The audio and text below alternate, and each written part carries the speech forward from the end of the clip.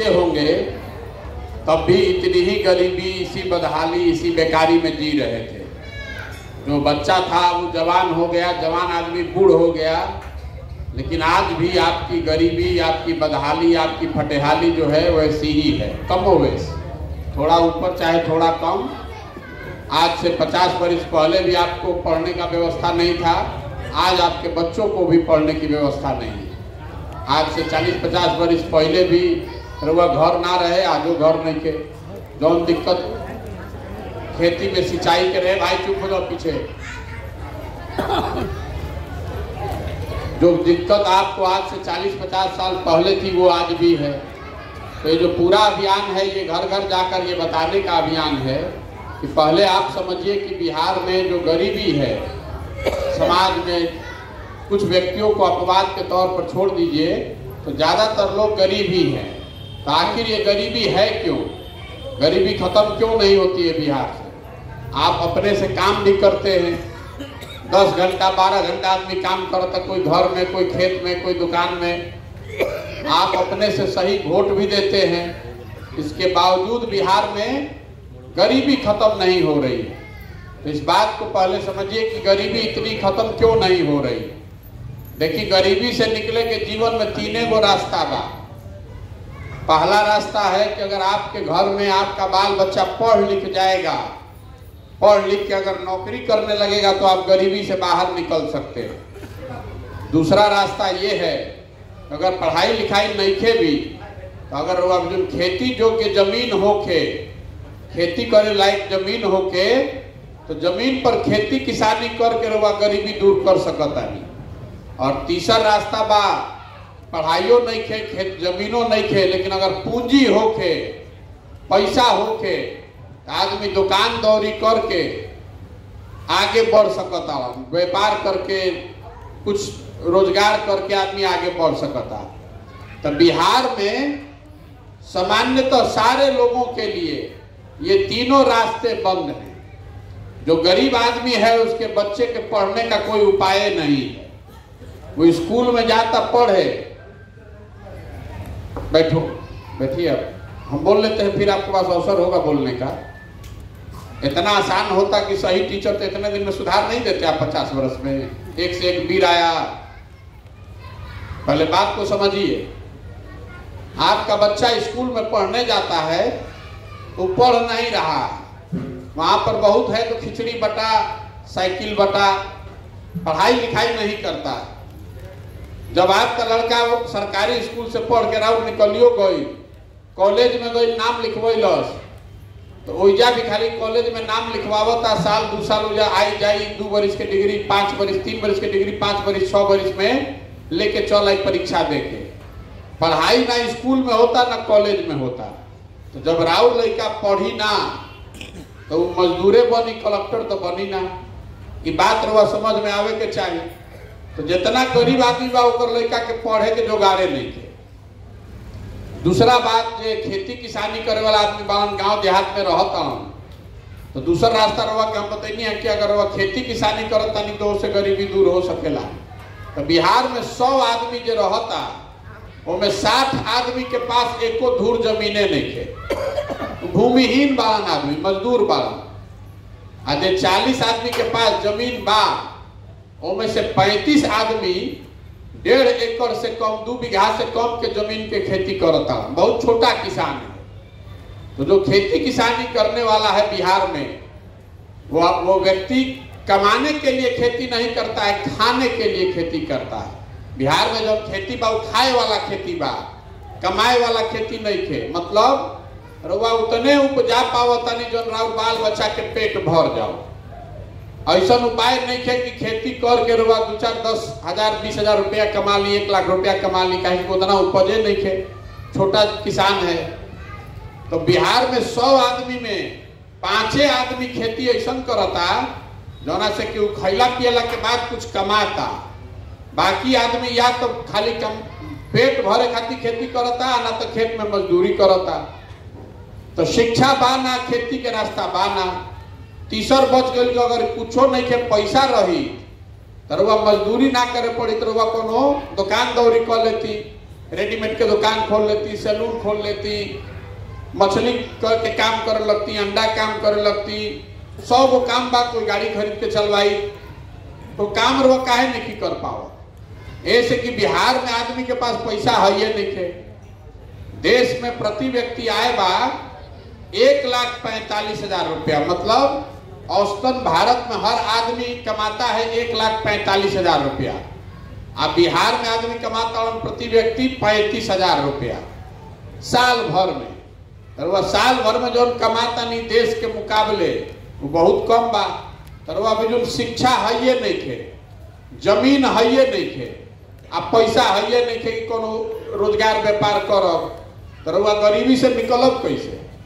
यही से वह देखा नहीं कि उम्र के आदमी के बीत गई 30-30, 40-40, 50-50 बरिस, आ कतनो कोई सरकार चलाओ, रवा बुझाता कि कोई सरकार आ जाए, कोनो योजना बना दी, वो से राव गरीबी दूर हो, नहीं हो सकता जब तक आपके बच्चे के पढ़ने का जुगाड़ नहीं होगा, अब पढ़ लिख के नौकरी ना लगी, जब तक रवा खेती के लायक जमीन ना मिली, चाहे राव खेती का ऐसा ना बनावल जाए कि रवा खाए वाला ना कमाए वाला खेती करी, या फिर आपके हाथ में सरकार पैसा दे ताकि आप कोई रोजी रोजगार कर सके।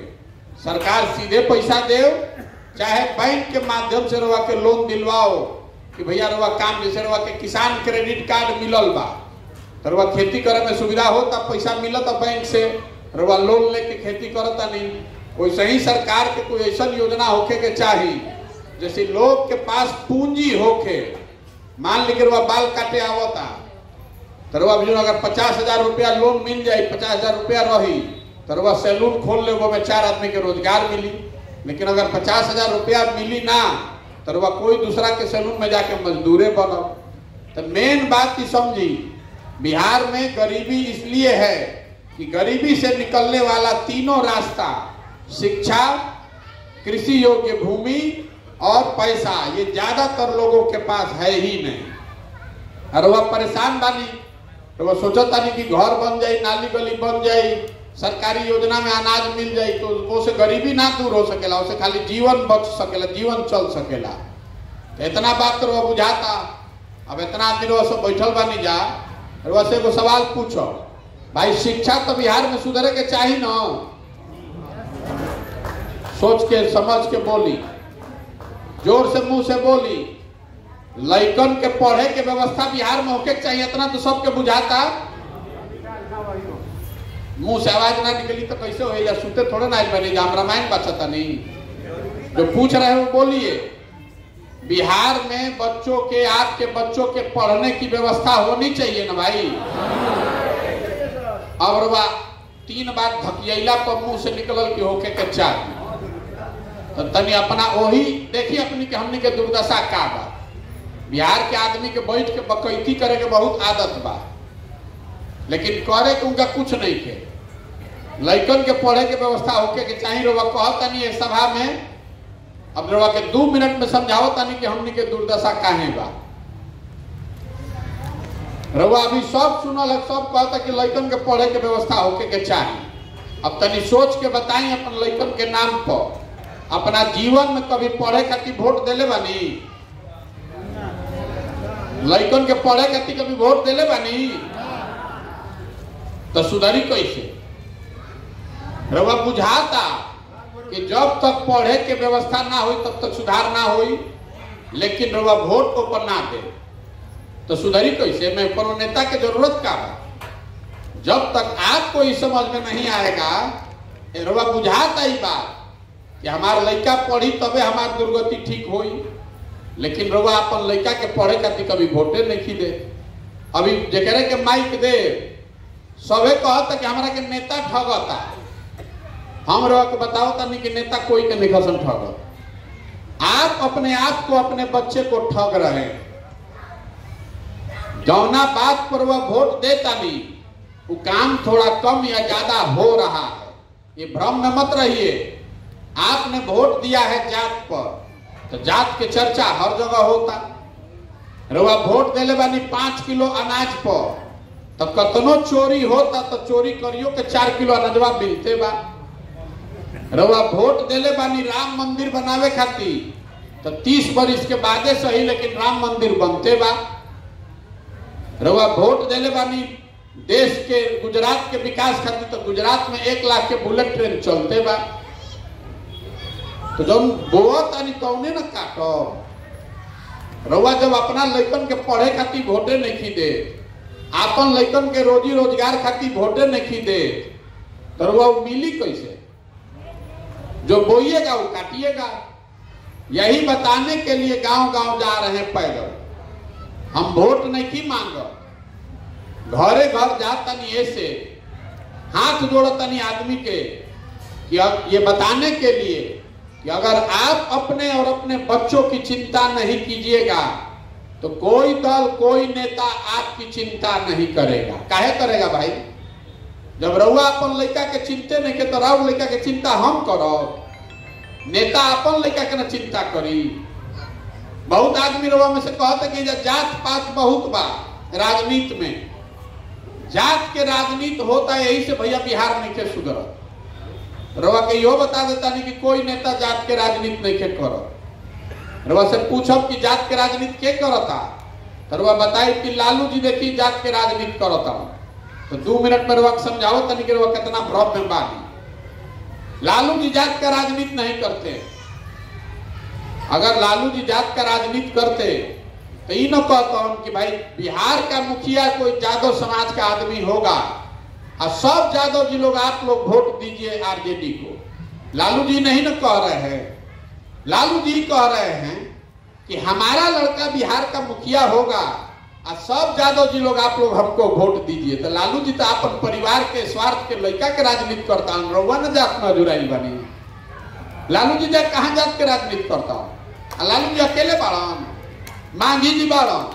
तो मांझी जी न कहता हूं कि भाई हम रहो, हमारा बाद हमारा लड़का रही आ कुल मुसहर समाज के आदमी हमरा के वोट दो जा। कोई पंडित के नेता हो गई, कोई कुशवाहा के नेता हो गई, कोई राजपूत, कोई ब्राह्मण के नेता हो गई। जे नेता बा, नेता तो अपन राजनीति करता, अपन परिवार अपन लड़का के राजनीति करता। जात में तो रउआ हम अधूराई बनी जा। रउआ हमरा के बता दी लालू जी मांझी जी कहाँ जात के राजनीति करता। अगर जात के राजनीति करता तो कम से कम उनकर जात के आदमी तो बढ़िया हो गई रही। सब यादव जी भाई लोग, सब मुसलमान लोग धनी हो गए रहतन जना। सब मुसहर भाई बिहार में धनी हो गए रही न। अरे धन आगे तो मांझी जी के मुसहर के जो नेता हो गए लड़का न बढ़ता, राहुल लड़का थोड़े बढ़ता। जात में आप अजुराए हैं, नेता नहीं अजुराया है। तो हम ये रुआ के बतावे चलल बानी कि नेता अपन लड़का के चिंता करता, रउओ के हाथ जोड़ता नहीं कि रउआ अपन लड़का के चिंता कर ना करो।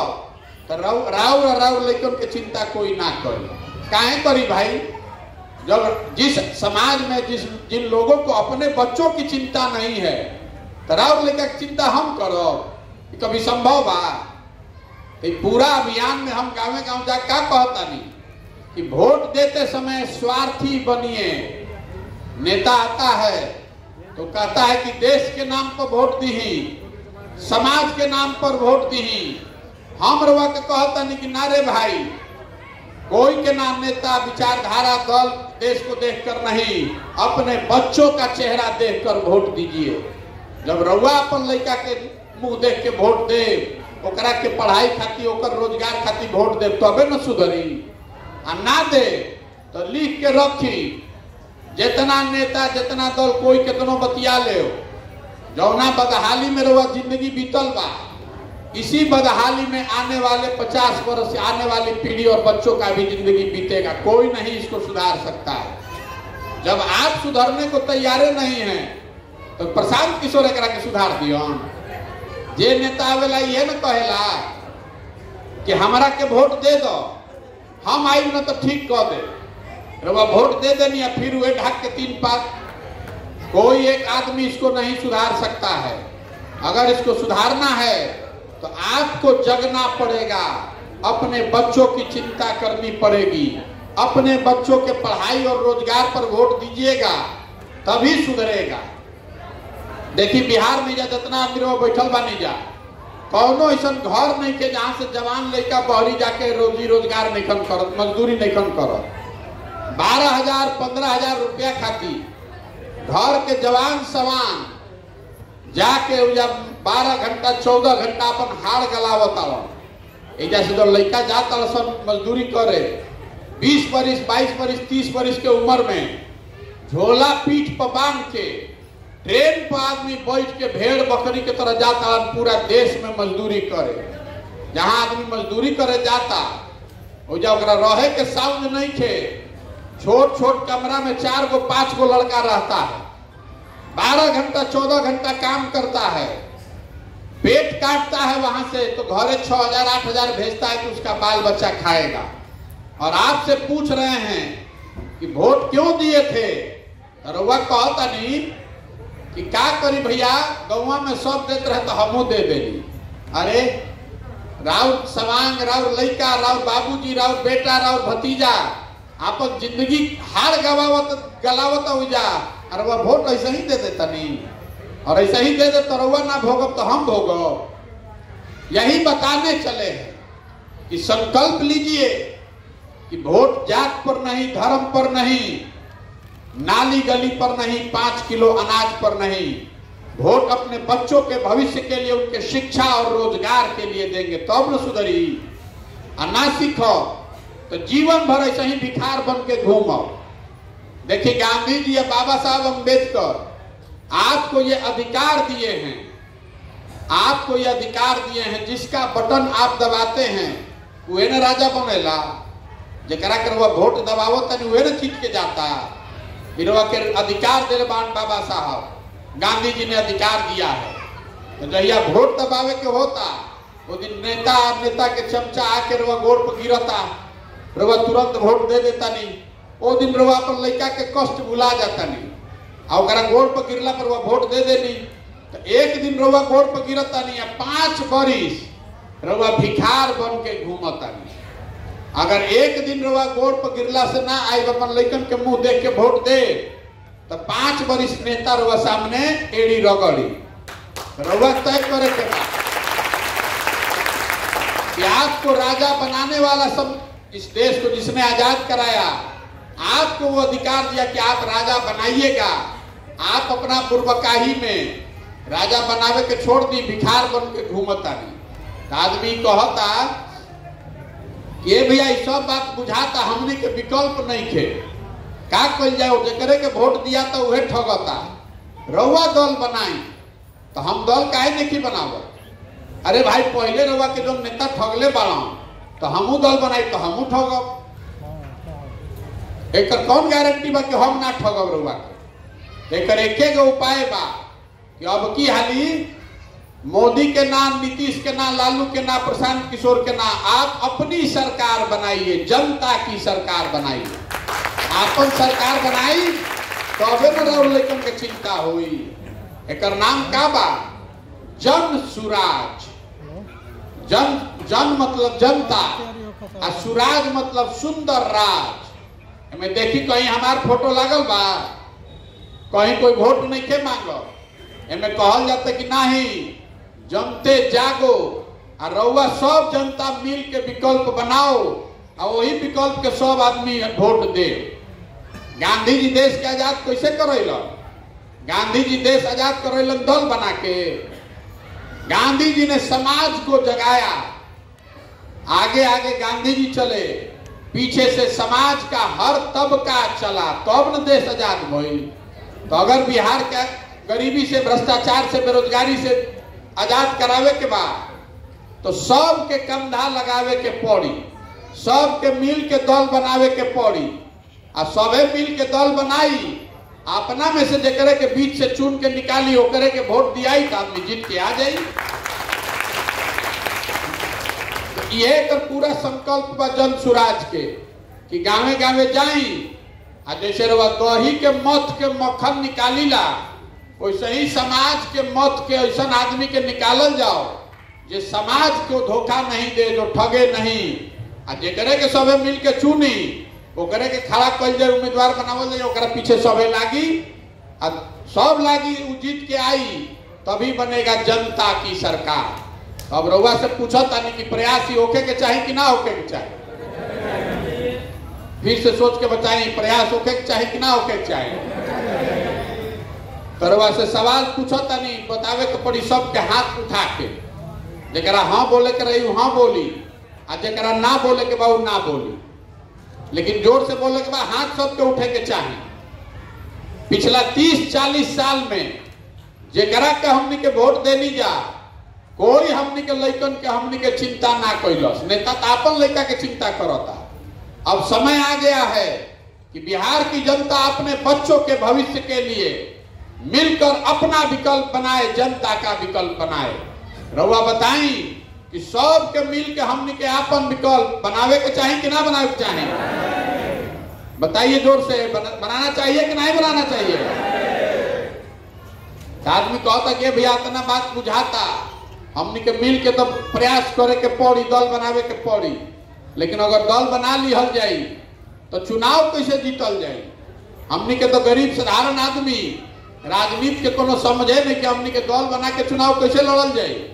तो आपको वो भी बताने आए हैं। देखिए, लोकतंत्र में जनता जो है ये हनुमान जी जैसन रुआ बानी। हनुमान जी जैसे अपन शक्ति भुला जात रह, कोई क्या उनका के बोले पड़त रहे कि फान सकेला तो फानत रह। आपके पास वो ताकत है। जनता के आगे, जन बल के आगे कोई बल नहीं है। एक बार रुआ खड़ा हो जाए तो कोनो नेता रुआ सामने टिक सकेला? जनता खड़ी हो जाए तो ही सुधार हो सकता है। और दूसरा बात जो हमको जान रहा है, उसको मालूम है कि प्रशांत किशोर को और कुछ आए चाहे नहीं, चुनाव लड़ाने जिताने आता है। पिछला 10 साल में इस देश में जिस नेता का, जिस दल का हमने हाथ पकड़ा है, वो चुनावे नहीं हारा है। इस बार संकल्प लिए हैं कि किसी दल का नहीं, नेता का नहीं, बिहार की जनता का आपका हाथ पकड़े हैं। जिसको भी आप अपने बीच से चुनकर निकालिएगा, वो गरीब हो, अमीर हो, अगड़ा हो, पिछड़ा हो, हिंदू हो, मुसलमान हो, जिसको भी समाज चुनकर निकालेगा, उसी के पीछे जन सुराज का पूरा ताकत, शक्ति, पैसा, बुद्धि सब लगाया जाएगा और आपके सहयोग से उसको जिता कर लाया जाएगा। प्रयास होखो ना, अरे प्रयास होखो ना भाई। तरवा से हम वोट मांगत नहीं की, चंदा हम ली ना, कोई के एक कप चाय भी ना पी, अपना खिचड़ी, चाय, टेंट, तंबू रवा देखता नहीं, हम लेके ही चलता नहीं। आ जैसे काई छोड़ावे खाती रवा जमीन पर बैठ के ईटा झाड़ू से रगड़ रगड़ के छोड़ाईला, वैसे ही 50 वर्ष से जो जाति धर्म का काई जमा हुआ है, गरीबी का, इसको छोड़ाने के लिए संकल्प लिए हैं कि बिहार के गांव गांव में घर परिवार अपना छोड़ के साल 1.5 साल जाई, आ गाँवे गांव लोग के जाके समझाई। तो कैसे हो काम? आदमी के हाड़ मांस के शरीर से हो सकेला? वह एक दिन जाता नहीं बाबा धाम, 5 दिन तो 4 दिन पैर फूल जाता। हम 1500 से ज्यादा किलोमीटर चल के आवता नहीं 160 दिन में। अभी पूरा बिहार में 1-1.5 बरिस लगातार चलो। आप कैसे होगा ये काम? ये होगा ऊपर वाले की कृपा से और आपके आशीर्वाद से। रउआ से हम वोट ना मांगनी, चंदा ना मांगनी, रउआ से मांगे आयल बनी राउर आशीर्वाद। अगर रउआ बुझाता कि जो हम काम करता नहीं ठीक काम बा, बिहार के गरीब जनता के हक का काम है, आपके बच्चे के भविष्य का बात है, तो एक बार हाथ उठाकर आशीर्वाद दीजिए। है ना आपका आशीर्वाद? करी ना प्रयास, प्रयास होके चाहिए ना भाई। तो एक अंतिम बात याद रखी,